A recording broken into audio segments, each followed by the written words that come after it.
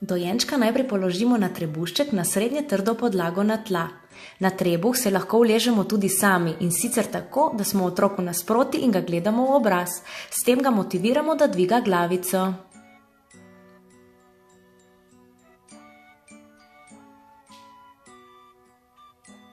Drugi način je ta, da si dojenčka položimo na svoj trebuh in se tako skupaj dotikamo s trebuščki. Dojenčka najprej držimo, kasneje pa ga poskusimo spustiti in mu tako omogočimo, da sam lovi ravnotežje. Še bolje je, če to počnemo brez oblačil in otrok čuti kožo na koži.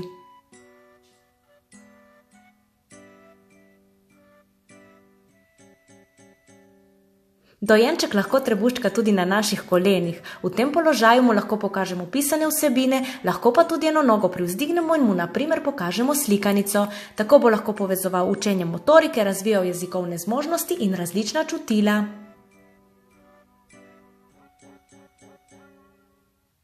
Seveda se trebuščkanje lahko izvaja tudi v naročju, kar bo dojenčku še posebej všeč, ker v takšni višini lahko opazuje stvari z drugačne perspektive.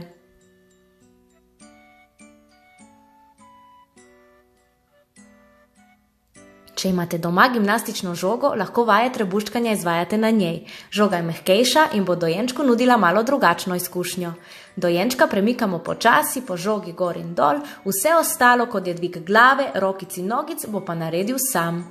Lahko se zgodi, da bo dojenček dvignil roke in noge hkrati, kar je zelo napredno in težko. Če imate dovolj zaupanja vase in opažate, da se dojenček dobro počuti, ga lahko malo spustite, ste pa v vsakem trenutku pripravljeni na njegove nenadne gibe. Uživajte v izvajanju vaj.